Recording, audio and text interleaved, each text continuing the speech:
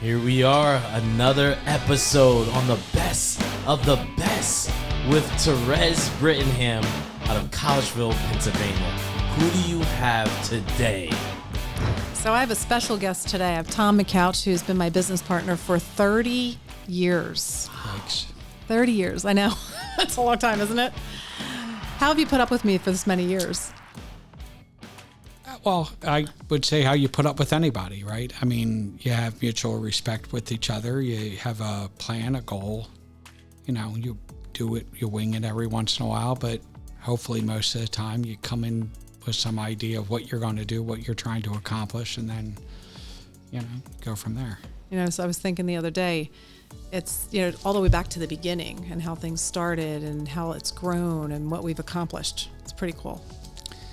Yeah, I mean, there wasn't what we have today. I mean, you didn't have the training that you have today. You didn't have even the guidelines of how to do stuff. It was literally the Wild West. Yeah, there were no systems and models. We kind of made the systems and models, not knowing it. Right. There weren't teams. There weren't, you know, that wasn't really the model of how to run a real estate business. It was kind of like everybody for themselves, and the franchises were different. They were mostly you know, Coldwell Banker, ERA, those type of franchises. So Kellerwilliams didn't even exist. Mm-hmm.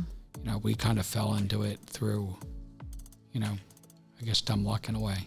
Well, I think it's kind of, I don't know that it was dumb luck. I think it's what we always wanted. We always wanted to be part of something that felt like you were part of something, right? Sure. Everywhere we worked. What we were looking for didn't exist yet. Right. You know, it didn't really exist. Or let's put it this way, it did exist, just didn't exist in Pennsylvania. Right. You know, it didn't come to Pennsylvania till we were 2002, so it was probably before 95 or ish, somewhere around there. Yeah. So it was kind of into our career, but not that far into our career, because I think we started in like 92, 93. Right. So it just didn't come around to where we were, but it was always what we wanted. So that was kind of cool. We always liked the collaboration and the passion of the business. Like, I don't think we would have stayed in it if we didn't love this business. Right. I think the personalities that we have and then the franchise that we gravitated to kind of mirrored themselves. So, you know, we worked where we worked, but that was only because that was the only option. Mm-hmm. And then as you develop and you become better at what you do, you know, you kind of do want to have your own shop. You want to kind of make your own choices, make your own decisions. And I think for us, we were different from the majority of agents, even in our area. I mean, there might have been agents like us throughout the country, but even within our franchise, we were number one in the country for a couple of years in a row. Mm-hmm. And that was, in today's world, pretty mediocre in what they're doing, what they're accomplishing today. We're like, oh, that would have been embarrassing. Like, we thought, now, even look at what we're doing now. We do so much more business now than we did then, but we were at the top of our game. Because we worked really hard, and we didn't have, like you said, we didn't have the tools to do a lot of the automatic stuff. Like we're talking about, you know, we had a box with index cards in it, and that was our database. Like literally you would pull out a card and call that person and stick it in the back, and then you go to the next one in the front and stick that one in the back, and that was our database. Right. So now with all these tools, you look at it and you say, gosh, if we had all of this back then, instead of selling 200 houses, we could have sold 1,000 houses. Well, the crazy thing about that is you would say that, but then, you know, you have the Millionaire Agent book, right? Mm-hmm. It's a book that's written specifically to how to become a millionaire in real estate, and yet not everyone follows it. People still fight, you know, the models, and they do what they want to do. They accomplish not what they're trying to accomplish, but they have the tools right in front of them, and yet they still don't use them. Where I think for us, the tools weren't there for us to use, and we came before the tools, which kind of makes us old, but, you know. Speak for yourself. Right. No, I think you're right. And I think a lot of the tools that are out there now and a lot of the systems, you look back and you're like, hey, we used to do that. We did that. Oh, yeah. So absolutely. We had a lot of the clues were there, and a lot of the things were there that are helping agents today. But I think today, what's really interesting is, and I think it comes into, like you said, we have two different personalities. We make a whole because we're so different.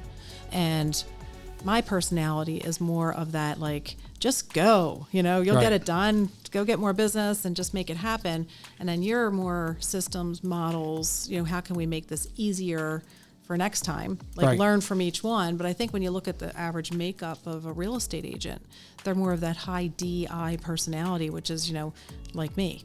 They see something, they want it, they go get it and figure it out afterwards, producers, right? The producers. Right. The big producers are that high D, but they only account for 5% of the real estate population, where the other, say, 75% should be following models. Right. They really should be plugging into training. They should be doing those things because they don't have that drive that to just go and not worry about the consequences of it. That's right. They either think through it too much, like sometimes they think through it to the point of not doing anything. Whereas, again, personality like yourself, it's you have an idea of what you want to do, and then you'll figure out how to do it once you get there. Right, and you're there picking up all the pieces that I'm drag dropping all over the place. Right. That's why I think that's we been make such a good team. Yeah, that's been our called our blessing is we have like a yin yang relationship. Yeah, where like we each are from good every, at different for our different skill sets for different things that we do. Where you may have different higher skill sets for one part of the business, mine or something different. And again, you don't normally get people partnering, which is, again, a lot of times people want to, like, how do you do it? Or we want to put a team together, and you look at their two personalities and you're like, you're never going to make it. Yeah. Like, because you don't want to partner with the same person you are. Yeah. Yeah. I think that's hard. It's hard. It would be hard to have two drivers in a car. Yeah. Right. That's a lot of times you have to be the passenger, and you have to let the person drive regardless of the speed that they're driving at, or the stoplights that they're running through. Like I think the one thing that has always been good about you has been your vision of the field. Like, a lot of times people are reckless when they drive, or when they're doing things, right? I think you see the field very differently than most people, in the sense that you can look out over the landscape of real estate and see more than what the average person who may be a high personality or high D personality does. Like, sometimes they're going 1,000,000 miles a minute, but they're not paying attention to anything that they're doing. And I think for us, what has worked is you have enough of the vision of the rest of the field that you don't blindly go through stop signs. Like, I think a lot of times the red light, green light stuff, you do well.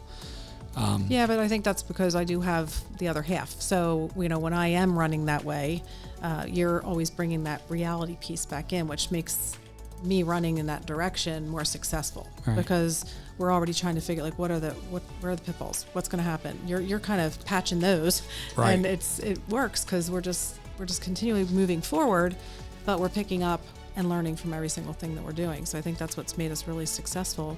And I think that's where agents could relate with us the most, especially if they're thinking about building something bigger than just themselves. Right. You can only go so far by yourself. Well, and you think about who thought about building something for 30 years.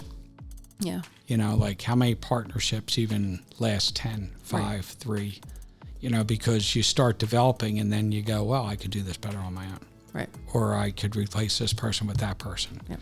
And I think a lot of times what happens, like what I was talking about, mutual respect, is everyone knows what they're capable of doing and what the other person brings to the game. Mm-hmm. And just like any team, you benefit from all of the players on the team, and you need to find the individual players that best fit the team so that the team can function at its highest level. I think a lot of times when you have dysfunction, it's because somebody isn't fitting in, and you're trying to force it to fit because you don't want to go through the pain of finding another person or hurting someone's feelings, or filling in the blank, whatever.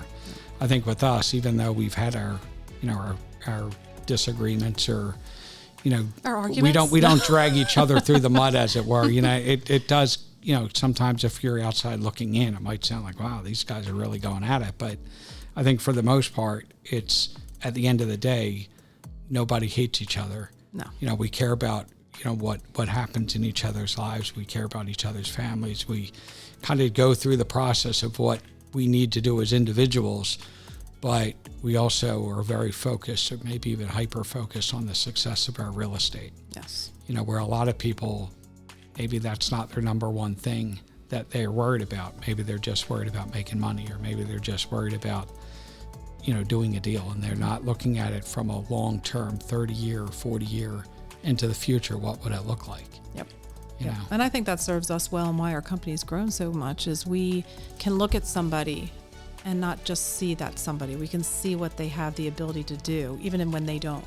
So, shaping and molding and helping people grow into something bigger than what they were or are or even thought they could be. I think that's what is most exciting to me, at least at this point in our career, is just watching people grow and flourish, and just being a little piece of that. Well, you'd like to think you make a difference in people's lives. Like, everybody starts somewhere, and you can relate back to where you were at that moment in time. Like, when I think about when we got together, we were both individually doing stuff, but you couldn't have scripted it, I don't think, the way it came out.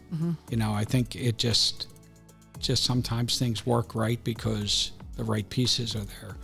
Sometimes things don't work right because even though you have talent, it doesn't mean you actually win the game. Right. And I think that's been the difference for us over time, is we've either adjusted with the time, or made adjustments to fit the situation.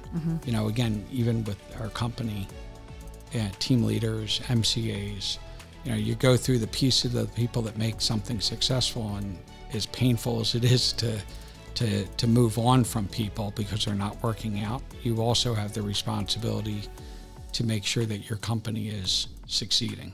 Yeah, that's the hardest part for me, the people part, because I love people. Right. It takes a lot to separate from someone. And when you start to realize that it's not in their best interest to keep them in a position that's not right, and that's a lot of times when you come into play, because you can, we have a conversation, you can make me see things from a position of a different place that I wasn't seeing things at. So I think that's where we really make a great team. And I think just growing this company and looking at what can we do for the industry. I think we're always looking, how can we make the industry better? How can we make the agents' lives better? Like, what can we do that would make it so they don't have to go through a lot of the things that we went through? And I think, we talked in another episode about asking our agents on our team, to do 52 trainings a year. We do 52 trainings a year, every year, without fail, for the entire length of our career. Right. We don't ask people to do things we're not willing to do. So I think we set a good example about what they should do to be successful in the business. And I look at some of the careers that we've helped build. We have. Sure, there's some great agents out there that we definitely could say we had a hand in. Yeah.